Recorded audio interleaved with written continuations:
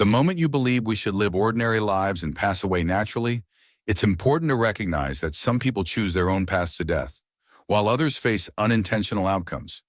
Here's a list of 10 of the most bizarre and foolish ways to die. 1. Kristoff accidentally decapitated himself while trying to show off. In 1995, a Polish farmer named Kristoff made headlines with a shocking and tragic event that would solidify his place in infamy. At the age of 30, Asninski was enjoying a night of revelry with friends, indulging in drinks and laughter when a suggestion was made to engage in some men's games. Fueled by alcohol and a competitive spirit, the group began with a rather bizarre activity, hitting each other over the head with frozen turnips. This unusual form of roughhousing quickly escalated as one man, eager to show off his bravado, seized a chainsaw and, in a misguided display of toughness, severed the end of his own foot. Not wanting to be outdone, Asninski decided to take things even further. With a mix of bravado and recklessness, he grabbed the chainsaw, raised it high, and shouted, "Watch this, then!" In a shocking moment of impulsivity, he swung the saw towards his own neck. The horrifying act resulted in him severing his head, a grisly spectacle that left his friends in stunned silence. 2. Gary Hoy threw himself against the window, which he believed was unbreakable. Gary Hoy was born on January 28, 1954, and was a specialist in corporate and securities law at the law firm Holden Day Wilson in Toronto. While leading a tour of the Toronto Dominion Center for a group of articling students, he attempted to demonstrate the strength of the building's window glass by throwing himself against it. He had performed this stunt many times before, usually bouncing off the glass without incident. However, after one successful attempt, he tried again. But this time, the force of his impact dislodged the window from its frame. As a result, both the intact window and Hoy fell from the building. This tragic incident occurred in a small conference room next to a boardroom where a reception for new articling students was taking place. 3. Ken Charles Barger picked up a firearm, mistaking it for a phone, and accidentally shot himself. Ken Charles Barger was a man whose life ended in a tragic accident that underscores the complexities of mental health and the dangers of firearms. Ken was reportedly dealing with significant personal challenges that may have influenced his mental state. Issues like depression or anxiety can lead to moments of confusion, especially when coupled with substance use or other stressors. On the day of his death, Ken woke up to the sound of a ringing telephone. This moment of awakening is often a routine part of life, but for him, it turned into a pivotal and tragic event. In a disoriented state, he reached for what he believed was the phone, but instead grabbed a firearm. Ken accidentally shot himself, leading to his death. 4. Escalus was killed by a turtle dropped into his head. Escalus, the ancient Greek playwright, is often regarded as the father of tragedy. His death is surrounded by an intriguing legend. According to historical accounts, he died in 456 BC, and the circumstances of his demise are quite unusual. Escalus had been spending time outdoors, deliberately seeking to evade a troubling prophecy that foretold his demise at the hands of a falling object. This foreboding prediction weighed heavily on him, leading him to take unusual precautions. He believed that by remaining in open spaces rather than confined areas, he could outsmart fate and protect himself from the seemingly random dangers of the world above. In his quest for safety, Escalus often sought refuge in the countryside, far from the bustling city of Athens, where he had achieved fame as a playwright. Despite his efforts, he could not escape the irony of fate. The very act of avoiding potential threats ultimately led him to a tragic end. Escalus was killed when a tortoise dropped from the sky into his head. This bizarre event occurred because an eagle, mistaking Escalus's bald head for a rock, dropped the tortoise it had caught in order to crack its shell. Despite the peculiar nature of his death, Escalus left a profound legacy in the world of theater, influencing countless playwrights in the development of drama as an art form. 5. Krishnapal died due to his unwavering belief in his faith. Krishnapal asserted that he was born on December 12, 1972, a date he believed was divinely chosen. However, his parents recorded his birth date incorrectly as October 10, 1972, on his school certificate. In preparation for a drastic plan, Pal meticulously arranged his actions. He climbed to the top of a water tank at Pratap Vihar, located within the police station limits of Vijaynagar, bringing with him a cache of bricks and stones to deter anyone who might try to dissuade him. Additionally, he carried a rope and multiple photocopies of a 12-page note he had written. Pal reached the top of the water tank at 10 a.m., tying the rope around his neck, which alarmed onlookers below. Concerned citizens quickly alerted the police, who arrived on the scene. Despite their presence, Pal remained resolute in his intentions. He began throwing down copies of his note, which expressed his determination about the timing of his death, stating that he had done so without consulting God. In his writings, he proclaimed his desire to restore Satyug, the age of truth as described in Hindu mythology. As Pal prepared for his act, several individuals attempted to reach him atop the water tank, only to be met with bricks and stones hurled in their direction.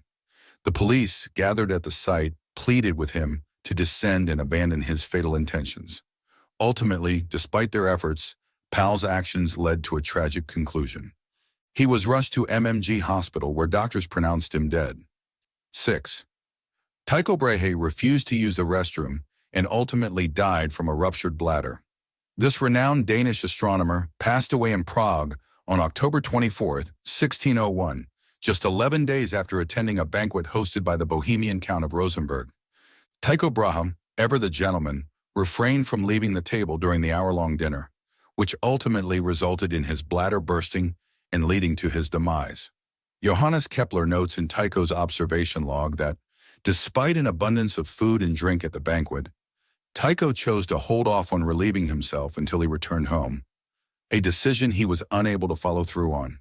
After enduring 5 sleepless nights marked by bloody urine and severe pain, he suffered further insomnia, fever, and delirium. He passed away peacefully on October 24th. 7. Bobby Leech survives, falls in a barrel, dies by orange peel. Bobby Leech was no stranger to audacious feats. He was born in Lancaster, England, 1858. This British daredevil was the second person to go over Niagara Falls in a barrel, following Annie Taylor, and the first man to take on this perilous challenge. He made his dramatic descent on July 25, 1911, in a specially crafted steel barrel, hoping it would protect him during the 167-foot drop. Despite suffering injuries, including 2 broken kneecaps and a fractured jaw, he survived this harrowing experience and spent several months recuperating in the hospital. After his recovery, he earned a living by sharing his adventure and showcasing his barrel at various locations across the United States, Canada, and England. This daring event was expected to be the most dangerous he would ever face. However, it ultimately turned out to be a less perilous incident that led to his premature death. Ironically, after surviving such a treacherous stunt, it was a simple orange peel that led to Bobby Leech's downfall.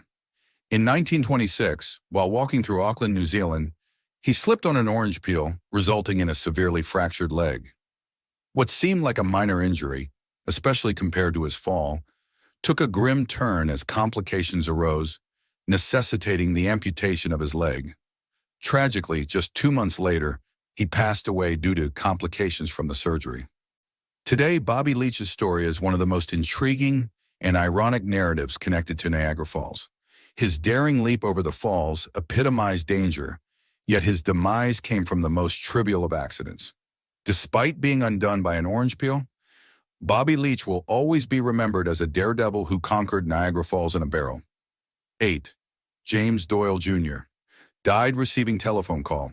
On the 30th of January 1901, in Smartsville, a small community in Yuba County, California, known for its rural setting and utility infrastructure.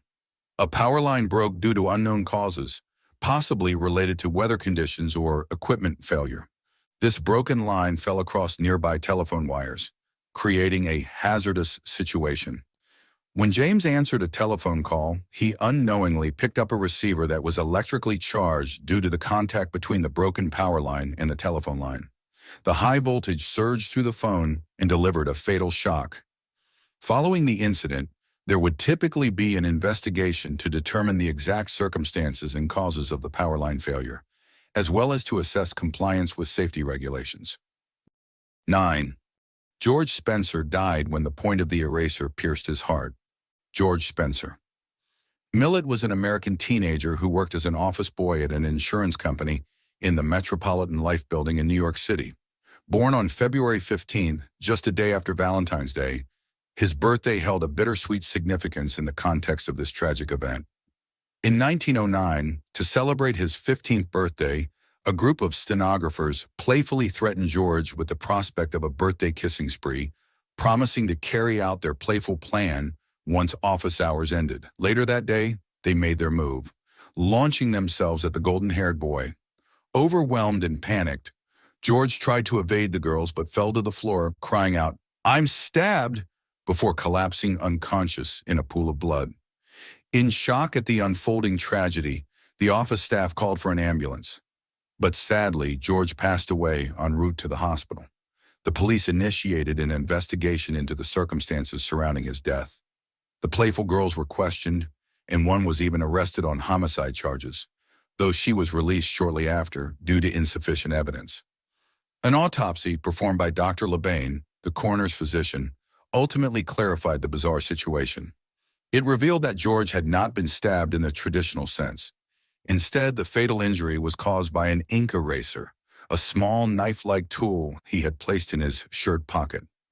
During the chaotic encounter, the ink eraser had pierced his heart, leading to fatal hemorrhaging. 10. Sir Thomas Urquhart laughed himself to death upon receiving joyful news. Sir Thomas Urquhart, born was on 1611. He was a Scottish philosopher, writer, and translator, known for his eccentric personality and contributions to literature and science. He was a passionate advocate for the restoration of the monarchy and was involved in various political and military activities during the English Civil War. Urquhart is perhaps best remembered for his work, The Jewel, a satirical and philosophical exploration of language and meaning. He also translated works by notable figures like François Rabelais, infusing them with his unique style and humor. Sir Thomas Urquhart was a Scottish writer and translator, known for his eccentric personality and work in the 17th century. He died in 1660, and the circumstances surrounding his death are quite unusual. He died from a combination of extreme excitement and laughter after he learned that the monarchy had been restored in England with the return of Charles II. This news was significant to him, as he was a staunch supporter of the royalist cause.